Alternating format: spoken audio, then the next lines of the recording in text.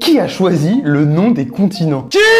Genre, qui a choisi que l'Europe s'appellerait Europe, l'Asie Asie et l'Afrique Afrique? Parce que l'Europe, par exemple, au départ, ne désigne que les rivages de la mer Égée, en Grèce. Pour Michael Barry, le mot Europe serait venu du phénicien Ereb, qui signifie le couchant. Parce que pour ceux qui habitent au Moyen-Orient, en effet, l'Europe se situe de l'autre côté de la mer Égée, là où le soleil se couche. Le terme serait d'ailleurs l'opposé du phénicien Assou, qui veut dire le levant et qui aurait donné Asie. L'idée est élégante, mais les linguistes sont plutôt sceptiques. Les institutions européennes, quant à elles, évoquent un mythe fondateur, qui puise son origine dans la mythologie grecque. C'est le mythe d'une princesse phénicienne nommée Europe, qui se serait fait enlever par Zeus, alors transformée en taureau blanc comme la neige pour l'occasion. Prise sur son dos, il l'aurait déposée de l'autre côté de la mer, sur une terre qui aurait alors pris son nom. Ce mythe plaît, il marque l'arrachement à l'Asie, la fondation d'un nouveau foyer de civilisation et, en plus, Europe, en Grèce ancien, ça veut dire celui ou celle qui voit loin. Alors on l'a mise sur des pièces, on en a fait des statues, mais Hérodote lui-même, à l'époque, était perplexe sur ce mythe. Ce qu'on sait, c'est que la plus vieille trace du mot Europe pour désigner un endroit, c'est dans un poème d'Homère, et ça désigne uniquement la partie continentale de la Grèce. Derrière, pendant des siècles, ce mot désignait uniquement cette région. Et même si l'espace qu'il définissait s'est élargi avec le temps, c'est un mot qui n'était presque jamais utilisé. Les Romains, par exemple, raisonnaient plus en termes de province. Les Gaulois viennent de Gaule, les Hispaniques d'Hispanie, les Germains viennent de Germanie et les nains de Jardin de Jardini. Ils utilisaient parfois le terme Europa dans les textes savants, mais ne se sentaient pas pour autant européens. La vraie première étincelle de conscience européenne surgit en 732. L'armée omeyyade franchit la Garonne. Charles Martel l'arrête à Poitiers. Un chroniqueur d'Al-Andalus décrit les Francs de Charles Martel comme Europenses, opposés aux Sarrasins. L'image frappe, mais elle s'étend aussitôt. Ni les Francs ni leurs voisins ne se sentent européens. Pour ça, il faudra attendre la menace ottomane. En 1453, Constantinople tombe. Les humanistes latins parlent alors d'un front commun de l'Europe contre les Turcs. Là, le mot commence à trouver du sens. La Réforme, les guerres de religion et les Lumières transforment cette vieille étiquette géographique en un argument de sens. On fait de l'Europe la terre du droit romain, de la foi chrétienne et de la raison. Voilà d'où vient et comment a grandi le nom de l'Europe. Et dans les jours qui viennent, on fera pareil pour l'Afrique, l'Asie, l'Amérique, etc. Alors abonne-toi si tu veux pas mourir con.